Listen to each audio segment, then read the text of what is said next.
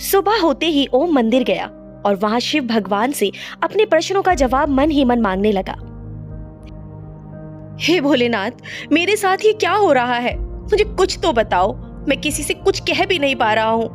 और कल जैसा मैंने उर्वी के साथ किया है वो बिल्कुल भी सही नहीं किया। अब तो उर्वी मुझसे बहुत नाराज होगी। कल रात मैं उर्वी को याद कर सो नहीं पाया। वो पीछे से मुझे कितना पुकार रही थी, पर मैंने उसकी तरफ मुड़कर भी नहीं देखा। वो मेरे बारे में क्या सोच रही होगी। लेकिन ये सब मेरे साथ इन अनहोनी घटनाओं की वजह से हो रहा है। उस पेंटिंग में ना मुझे उर्वी की गर्दन कटी नजर आती और ना मैं वहां से ऐसे आता। पर आज जो हो जाए, आपको मेरे सवालों का जवाब देना ही पड़ेगा। मैं क्या करूं, कहां जाऊं, कुछ नहीं सूझ रहा। आज मैं यहाँ से जवाब लिए बिना कहीं नहीं जाऊंगा। मुझे जवाब चाहिए। और वो आंखें बंद कर वहीं बैठ गया। कुछ देर बाद उसे अचानक बंद आंखों में वही भगवान शिव की पेंटिंग दिखाई दी जिसे उसने बनाया था। वो पेंटिंग मुस्कुरा रही थी। उसे देखकर एकदम ओम की आंखें खुल गई और उसने भगवान शिव की ओर देखा। उसे लगा जैसे भगवान शिव उसे कह रहे हैं, जवाब मिल जाएंगे, तुम थोड़ा धैर्य रखो। कुछ देर बैठने के बाद ओम ने भगवान शिव को हाथ जोड़े और वहां से वो उर्वी के पास जाने के लिए जैसे ही सीढ़ियों से नीचे उतरने लगा, उसे सामने से एक बाबा आते हुए दिखाई दिए। वो उस बाबा को देखकर हैरानी में पड़ गया, क्योंकि ये तो वही बाबा थे जिन्हें वो कई बार अपने सपनों में देख चुका था। वो बाबा के पास जाकर बोला, बाबा आप? इतना कहते हुए वो खुशी से झूम उठा, क्योंकि उसे लगा उसे कुछ सवालों के जवाब तो अब मिल ही जाएंगे। ओम को देखते ही बाबा की आंखें भर आई और वो बोले, तुम्हें वापस जाना होगा। वो सब तुम्हें पुकार रहे हैं, तुम्हारी प्रतीक्षा कर रहे हैं।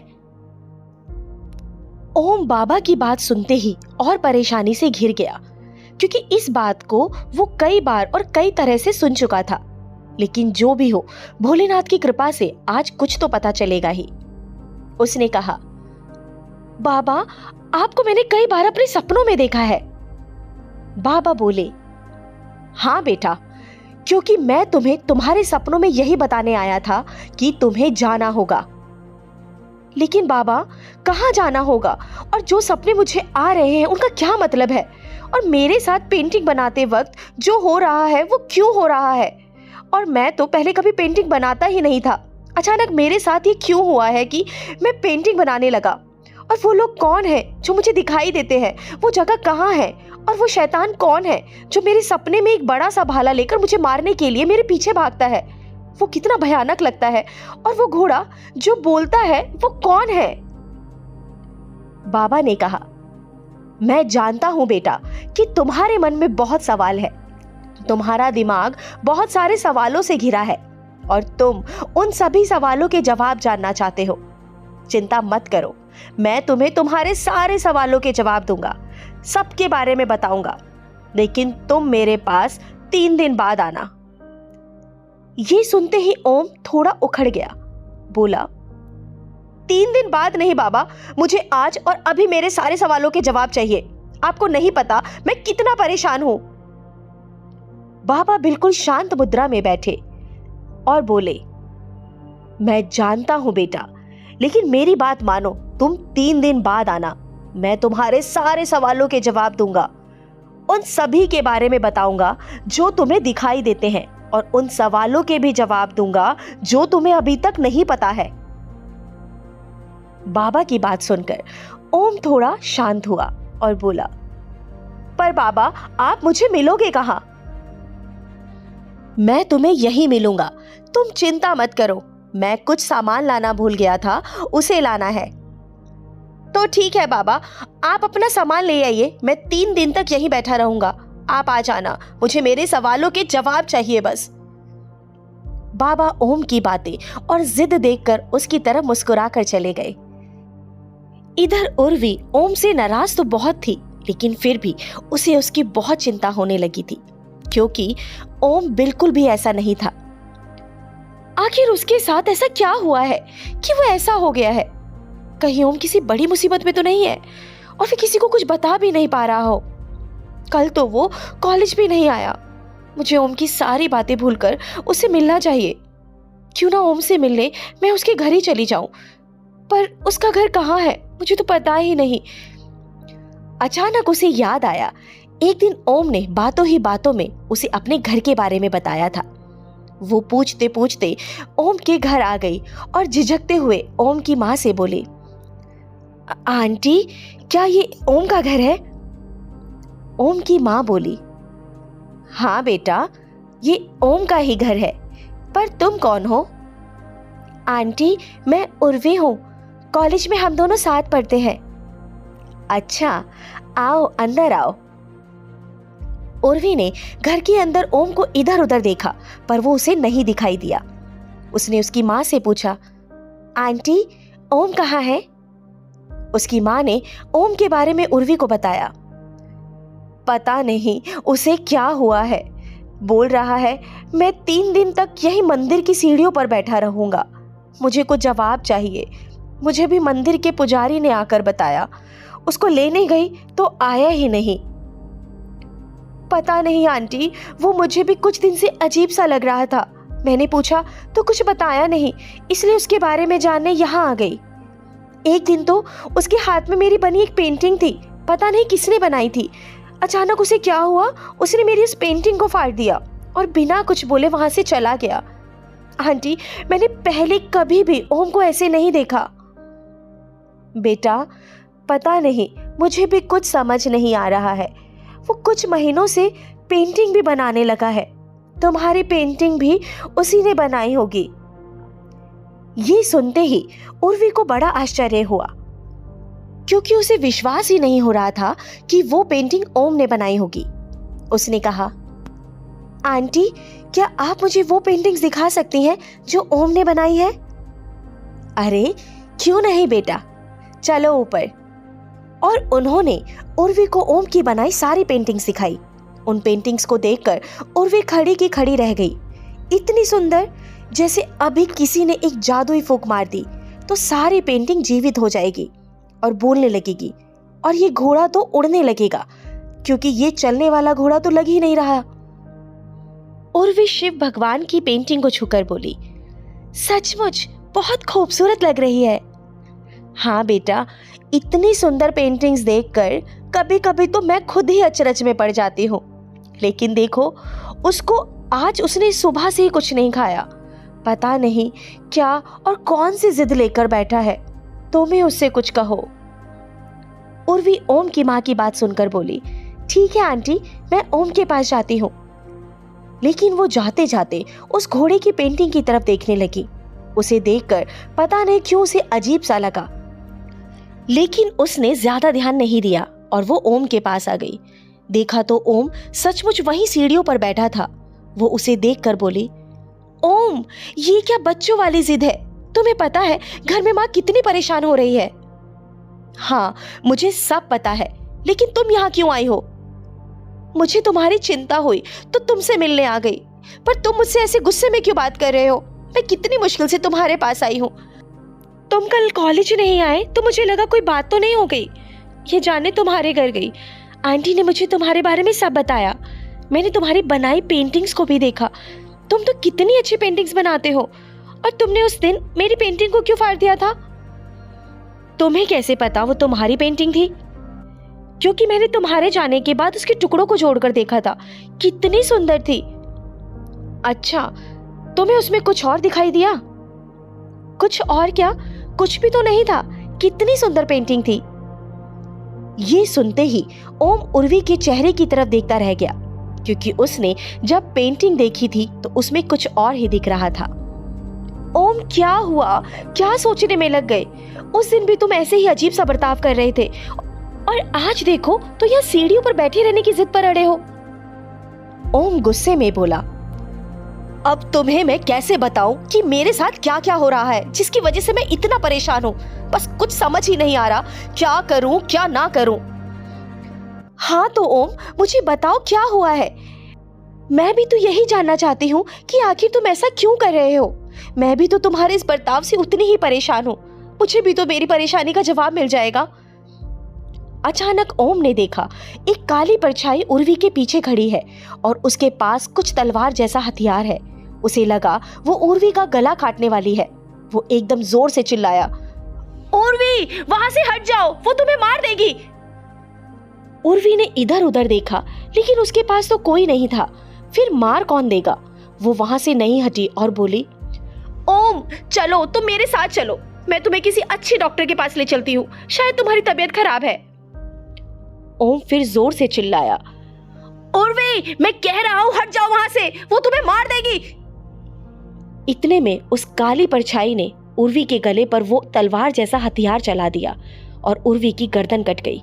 वो खून से नहा गई, लेकिन यह दृश्य सिर्फ ओम को दिखाई दे रहा था, बाकी के लोगों को नहीं।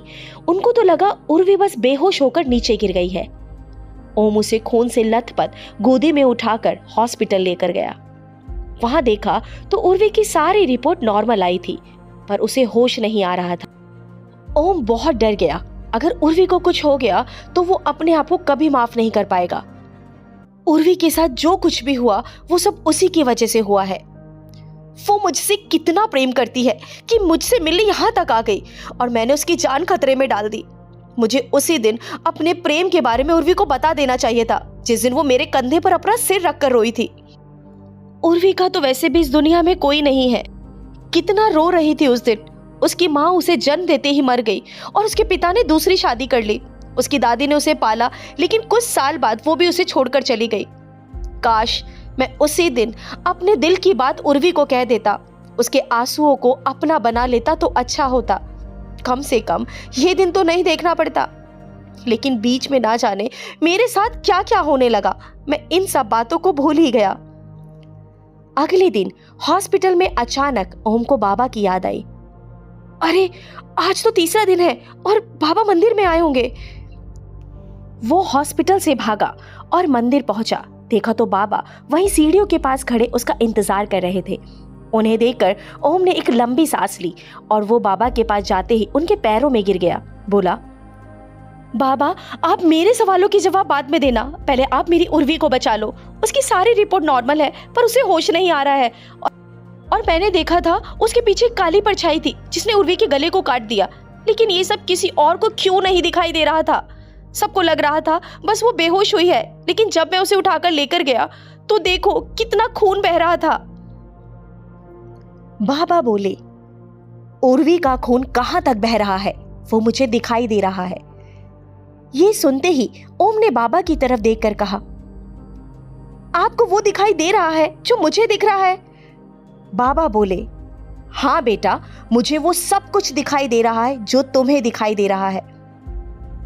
पर बाबा ये सब आप कैसे देख पा रहे हो? बेटा मैं सब बताता हूं। पहले तुम उर्वी को हॉस्पिटल से घर लेकर आओ, मैं तुम्हें वहीं मिलूंगा, तुम्हारे घर। जी बाबा। ओम हाफता दौड़ता हॉस्पिटल गया और डॉक्टर के मना करने के बाद भी उर्वी को वहां से घर ले आया। बाबा वहीं बैठे थे। ओम बाबा को देखकर सोचने लगा, बाबा को मेरे घर के बारे में कैसे पता चला?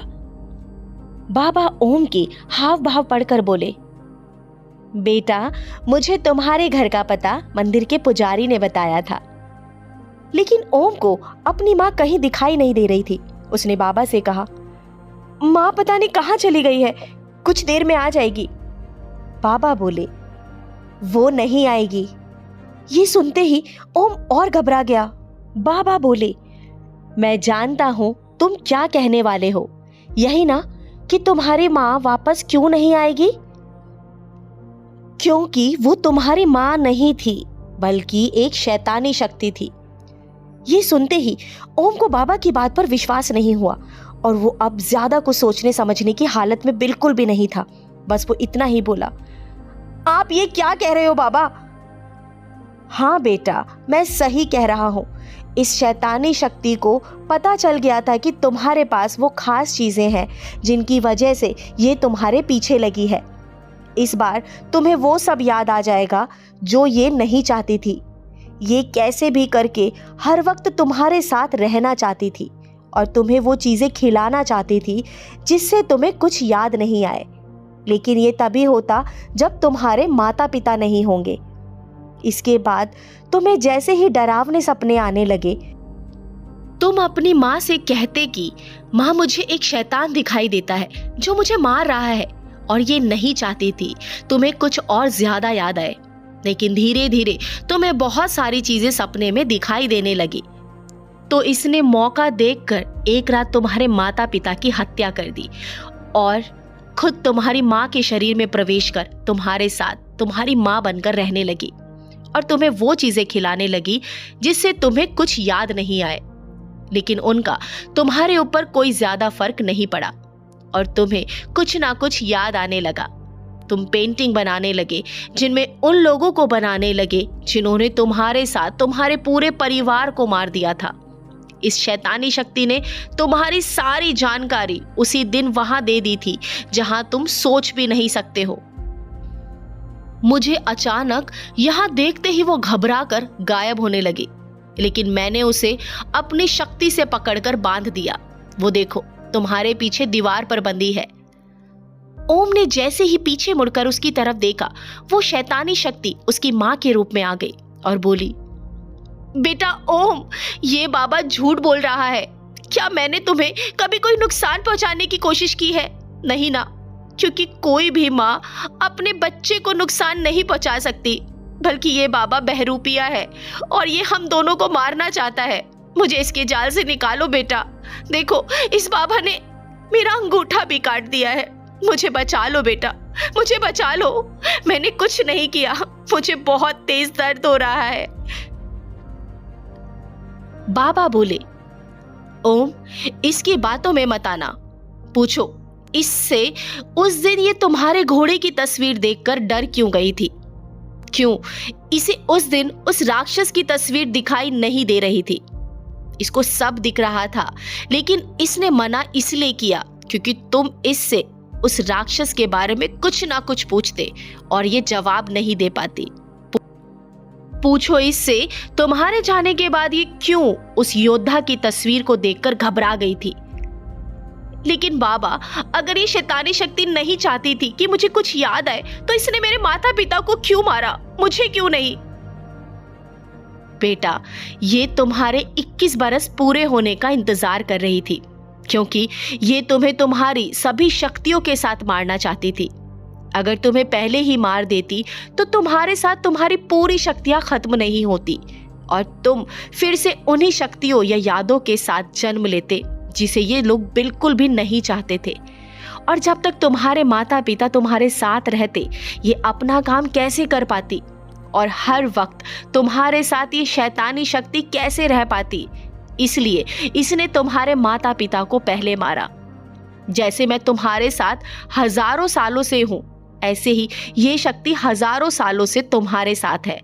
ये तुम्हें तुम्हारे कई जन्मों में मार चुकी है, ये जानते हुए कि उन जन्मों में तो तुम्हें कुछ याद भी नहीं आया था। लेकिन इस बार तो तुम्हें बहुत कुछ दिख रहा है, याद आ चुका है। इस बार तो ये तुम्हें हर कीमत पर मारना चाहेगी। और तुम्हें पता है मैंने इसका अंगूठा क्यों काटा है?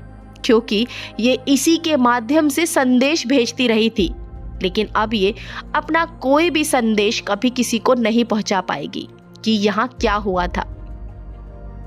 ओम, ओम, ये बाबा झूठ कह रहा है, इसकी बातों का यकीन मत करो। लेकिन पता नहीं ओम को क्यों बाबा की बातों पर विश्वास ना होते हुए भी विश्वास हो रहा था। बाबा सही कह रहे हैं और उसने उस शैतानी शक्ति की तरफ मुड़कर भी नहीं देखा। बाबा भरी आंखों से ओम के सिर पर हाथ रखकर बोले, मैं तो कितने सालों से तुम्हारा इंतजार कर रहा था कि कब तुम्हें कुछ याद आए, कुछ दिखे, क्योंकि इसके बिना तुम उन शक्तियों से नहीं जुड़ सकते थे जिनसे मैं तुम्हें जोड़ना चाहता था। इस बार तुम अपनी उन पुरानी धुंधली चीजों को लेकर पैदा हुए हो जो तुम्हें तुम्हारे उस हजारों साल पहले जन्म से जोड़ती है। और इसका पता लगते ही मैं तुम्हारे पास आने का प्रयास करने लगा, लेकिन यह बात मुझसे पहले इस शैतानी शक्ति को पता चल गई और इसने यहाँ आकर तुम्हारे माता पिता को मार दिया। और अब ये तुम्हारे 21 साल पूरे होने का इंतजार कर रही थी, क्योंकि जिस जन्म में तुम्हें कुछ भी याद नहीं होगा या दिखाई देगा, उस जन्म में तुम्हें 21 साल का पूरा होने तक वो सभी शक्तियां मिल जाएंगी जिनके द्वारा तुम इन्हें मार सकते हो। इसलिए ये तुम्हारे 21 साल पूरे होने का इंतजार कर रही थी। ताकि तुम्हें तुम्हारी सभी शक्तियों के साथ मारा जाए। और ऐसा करते ही फिर तुम कभी इन यादों और शक्तियों के साथ पैदा नहीं होंगे। इसका काम खत्म और ये लौट जाती अपनी उसी शैतानी दुनिया में जहां से आई थी। और इनको ये भी पता था कि तुम्हारे पास सभी शक्तियां आने के बाद भी तुम्हें मारना आसान होगा, क्योंकि तुम उन्हें पूर्ण रूप से पहचान नहीं पाओगे और उनके बारे में तुम्हें बताने वाला यहाँ कोई नहीं होगा जिससे तुम उन्हें मार सको। इसलिए उस दुष्ट ने तुम्हें मारने के लिए केवल एक शैतानी शक्ति ही तुम्हारे पीछे लगा रखी थी, लेकिन मैंने इसको अपने बारे में पता नहीं लगने दिया और चुपचाप इसके पास आ गया। बाबा, इस वक्त मुझे बिल्कुल कुछ समझ में नहीं आ रहा है। आप पहले उर्वी को देखिए। उर्वी सही हो जाएगी, उसको कुछ नहीं होगा, लेकिन इसके लिए तुम्हें कुछ ऐसा करना होगा जिसके लिए तुम सोच भी नहीं सकते हो। बाबा, आप बताइए, मैं सब कुछ करूंगा, बस उर्वी को कुछ नहीं होना चाहिए। बाबा ओम के कंधे पर हाथ रखते हुए बोले, तुम चिंता मत करो, सब सही हो जाएगा। लेकिन कैसे? मुझे ऐसा क्या करना होगा बाबा? बाबा बोले, तुम्हें उर्वी की जान बचाने के लिए हजारों साल पीछे जाना होगा और तुम्हें वहां जाकर अपने ही सिर को उस राक्षस के भाले से निकालना होगा जिसे उसने अपने भाले में फंसा रखा है, और अपने माता पिता को उसकी कैद से छुड़ाना होगा जिनको उसने एक छोटी सी अंधेरी काल कोठरी में बंद कर रखा है। उनको धूप देखे सालों हो गए हैं। जिस कोठरी में तुम्हारे माता पिता रह रहे हैं वो नरक से भी बुरी है। उन्हें कोड़े मारे जाते हैं, वो दुष्ट उन्हें बहुत तड़पा रहा है, और तुम्हारी कृपा का सिर काटकर उस दुष्ट ने जानवरों और इंसानों की खोपड़ियों के बीच में फेंक दिया था, जो आज भी तुम्हारा इंतजार कर रहा है। कृपा के सिर में तुम्हारा बनाया वो चिन्ह आज भी चमक रहा है। उसे तुम्हें लाना होगा, और तुम्हारा प्रिय घोड़ा गोरा, जिसके लिए तुम अपने प्राण न्यौछावर करने के लिए तत्पर रहते थे, उसका तो मुझे भी नहीं पता कि वो कहाँ है, किस हाल में है। ओम, सब तुम्हारी प्रतीक्षा कर रहे हैं। वो शिवजी की मूर्ति जिसे उन दुष्टों ने खंडित कर दिया, जिसकी तुम पूजा करते थे, वो डमरू जिसे तुम ऐसा बजाते थे कि खुद महादेव तुमसे बहुत प्रसन्न होते थे। ओम, तुम्हें जाना होगा। बाबा, आप ये क्या कह रहे हो? मुझे तो कुछ समझ नहीं आ रहा। तुम्हें उर्वी की जान बचानी है या नहीं? ओम उर्वी की तरफ देखकर बोला, हाँ बाबा, लेकिन हजारों साल पीछे मैं कैसे जा सकता हूं? बाबा बोले, तुम उसकी चिंता मत करो, मैं हूं, मैं तुम्हें वहां भेजूंगा। लेकिन तुम सीधे ही हजारों साल पीछे नहीं जा सकते हो। तुम्हें हर जन्म में कुछ देर के लिए जाना पड़ेगा, और फिर तुम उस हजारों साल पीछे वाले जन्म में पहुंच जाओगे जहां से तुम्हें अपना सिर उस दुष्ट के भाले से निकालना है, जिसके लिए तुम्हारे पास सिर्फ 100 दिन है। ओम बाबा की बात सुनकर अचंभित होते हुए बोला, क्या बाबा, 100 डेज? पर बाबा, ये तो बहुत कम समय है। इतने कम समय में मैं इतना बड़ा कार्य कैसे कर पाऊंगा? बाबा बोले, ओम, तुम्हें ये काम 100 दिन में ही करना पड़ेगा। लेकिन बाबा, 100 डेज ही क्यों? क्योंकि तुम 100 दिन बाद 21 बरस के हो जाओगे। उससे पहले तुम्हें उन्हें मारकर अपना काम करना है।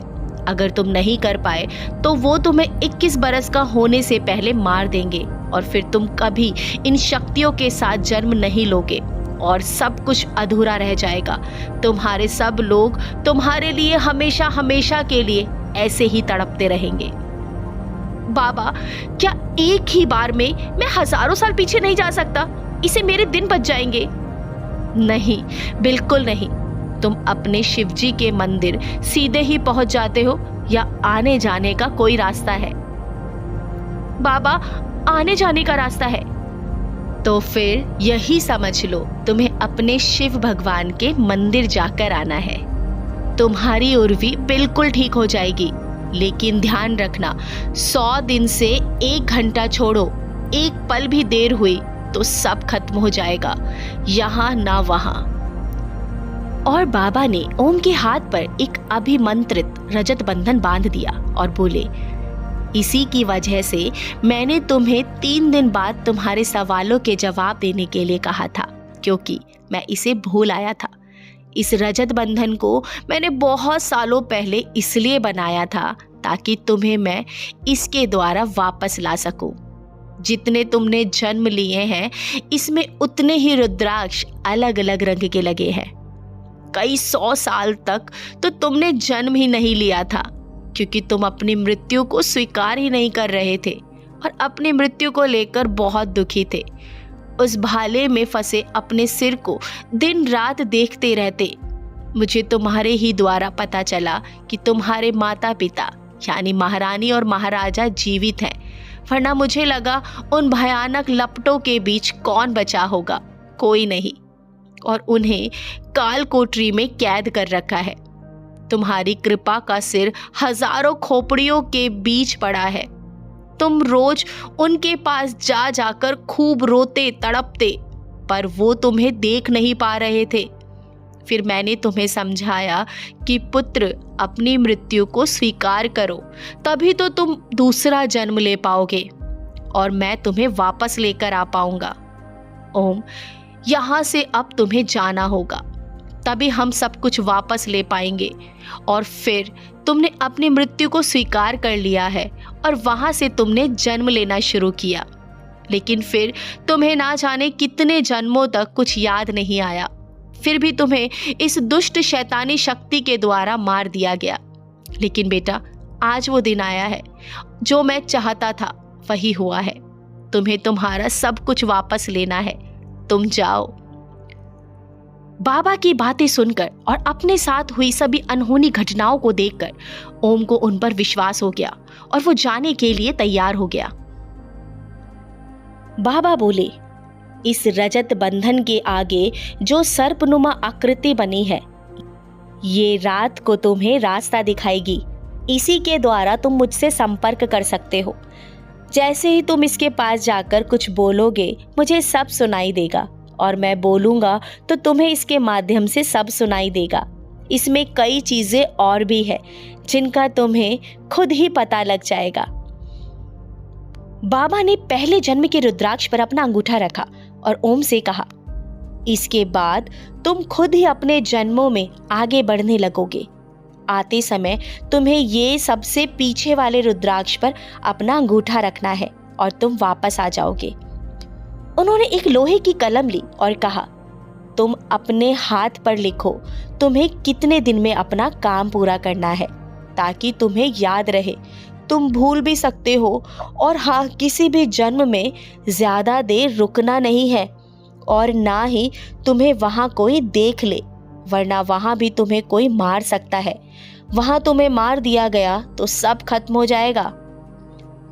ओम ने बिना कुछ सवाल किए उस लोहे की नुकीली कलम से अपने हाथ पर अंग्रेजी में लिखा 100 डेज, और फिर उस रुद्राक्ष को छोड़ते हुए बाबा रजत बंधन को घुमा देते हैं और ओम वहां से हर जन्म में कुछ समय बिताकर जैसे ही हजारों साल पीछे पहुंचा तो उसके हर जन्म में एक चीज समान देखी। उसे हर बार भाले में एक ही तरीके से मारा गया था। हजारों साल पीछे आते ही ओम की आंखें एक जगह पर खुली। उसने इधर उधर देखा, उसे एकदम सब धुंधला सा दिखाई दिया। फिर उसने चारों तरफ अपनी नजर घुमाते हुए जैसे ही पीछे मुड़कर देखा तो वो एकदम डर गया, क्योंकि उसके पीछे वो ही बाबा बैठे थे जिन्होंने उसे हजारों साल पीछे भेजा था। वो बोला, बाबा आप यहाँ कैसे? वो मुस्कुराए और बोले, बेटा तुम्हें मैंने ही यहाँ बुलाया है। पर बाबा आप यहाँ हैं तो वहां कौन थे? वो मेरी ही परछाई थी। अगर मैं तुम्हारे पास नहीं पहुंचता तो तुम यहाँ कैसे आते? बाबा मुझे तो कुछ समझ नहीं आ रहा। बाबा बोले, चिंता मत करो राजकुमार जटायुदेव, अब आपको सब कुछ समझ में आ जाएगा। आप अपने तांडविया आ गए हो, आपका स्वागत है। बाबा की बातें सुनकर ओम फिर से चौंक गया। बोला, बाबा आप तो जानते हो मैं ओम हूं, पर आप मुझे राजकुमार जटायुदेव क्यों कह रहे हो? पुत्र तुम बेशक इस वक्त ओम हो, लेकिन अब तुम्हें जटायु देव बनना पड़ेगा, उसके जैसे सोचना पड़ेगा, और फिर तुम देखना खुद ही जटायु देव बन जाओगे, क्योंकि तुम्हें वो सब कुछ याद आ जाएगा जो तुम थे। ओम बाबा की बात सुनकर मन ही मन सोचने लगा, क्या सचमुच ओम से जटायु देव बन जाऊंगा? बाबा उसकी तरफ देखकर बोले, हाँ, तुम सचमुच ओम से जटायु देव बन जाओगे। आओ, बाहर आओ। जैसे ही ओम बाहर आया वो डर गया। देखा वो एक बहुत ऊंची पहाड़ी की चोटी पर था। वो बोला, बाबा आप यहाँ रहते हैं? हाँ, पर तुम ऐसा क्यों पूछ रहे हो? क्या तुम्हें कुछ याद नहीं आया? नहीं बाबा। तुम एक बार चारों तरफ देखो, गौर से देखो, इस जगह को तुमने जरूर देखा होगा।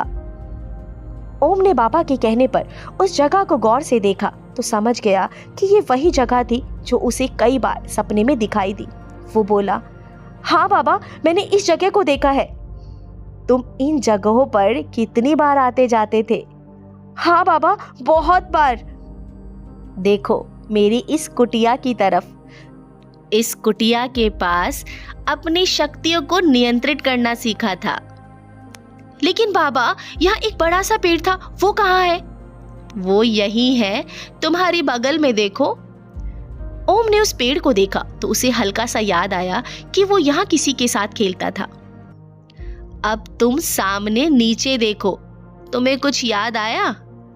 नहीं बाबा, अभी मुझे इतनी दूर कुछ धुंधला सा दिख रहा है।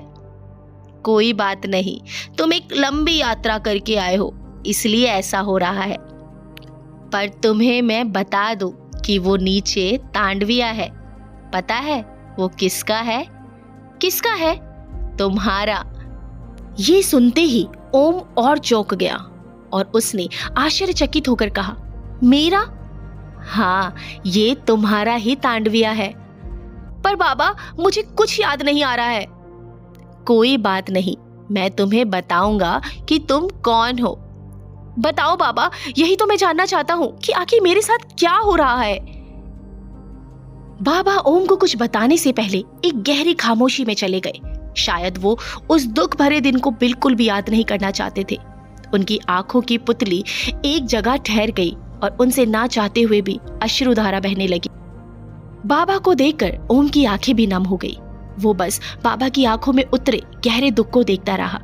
कुछ देर बाद बाबा बोले, कोई नहीं बचा उस दिन, सब राख हो गया।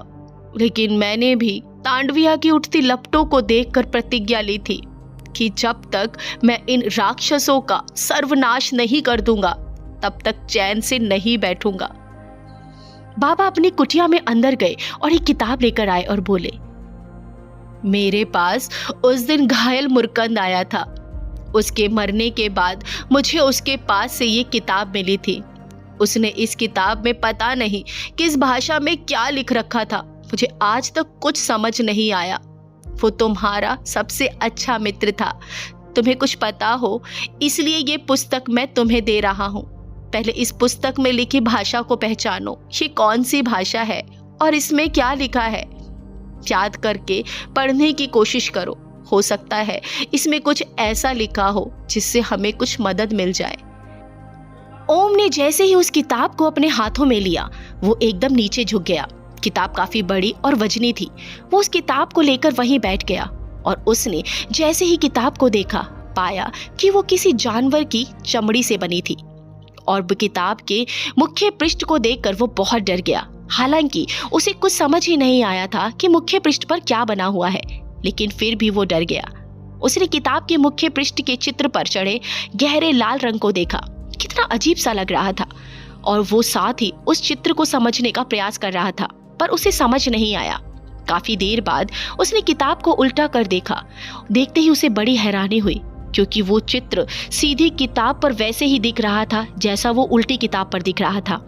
उसने कुछ देर बाद किताब के चित्र को दाएं तरफ से देखा तो उसे एक ही चीज समझ आई कि ये कोई जादुई शक्तियों की किताब है, क्योंकि इसके दाईं तरफ एक ही आदमी के छोटे छोटे कितने रूप बने हैं। और फिर उसने उस किताब को खोलकर देखा। उसके पन्ने पेड़ की छाल के बने थे। वो इसलिए ही बहुत भारी किताब थी। किताब में लिखा एक भी शब्द उसे समझ नहीं आया। क्या लिखा है वो सोचने लगा। पहले ही 10 मुसीबत मेरे सिर पर नाच रही थी, वो क्या कम थी जो ये एक और नई आ गई। अब इसको कैसे पढूं? इतने में बाबा बोले, ओम, ये सब सोचना बंद करो और मन को एकाग्र करके पढ़ने की कोशिश करो, तो जल्दी ही तुम्हें सब कुछ समझ आ जाएगा और समय बर्बाद नहीं होगा। हमें आगे बहुत सारे काम करने हैं और समय बहुत कम है। बाबा की बात सुनते ही ओम उस पुस्तक के पन्ने उलट पलट कर देखने लगा। उसमें कुछ चित्र बने थे। एक घोड़ा था जिसके कान बहुत लंबे थे, जो ऊपर एक दूसरे से जुड़े थे, जिन्हें एक योद्धा ने लगाम की तरह पकड़ रखा था। वो चित्र बहुत धुंधला था, लेकिन ओम की आंखों के सामने एक बिजली सी कौंधी और उसे कुछ याद आया, जैसे वो कभी ऐसे घोड़े पर बैठकर कहीं गया हो। अचानक उसे याद आया कि ये तो वही योद्धा है जो उसे सपने में दिखाई देता था और जिसकी पेंटिंग उसने बनाई थी। उसने और कई पन्नों को पलटा तो देखा उसी घोड़े पर वो 2 लोग बैठे हैं। उसे याद आया ये तो उसका सबसे अच्छा मित्र मुरकंद था और ये उसका घोड़ा गोरा है। वो दोनों हमेशा एक साथ ना जाने कितनी यात्राओं पर जाते थे और वहां उसने कितने ही युद्ध जीते थे। और ये क्या, इतनी बड़ी किताब में बस इतना ही मुझे क्यों समझ आया है, बाकी का क्यों नहीं? और इन पन्नों का रंग भी कुछ अलग है, जबकि बाकी पन्नों का रंग कुछ गहरा है। बाबा ओम की हर बात को बड़े गौर से सुन रहे थे।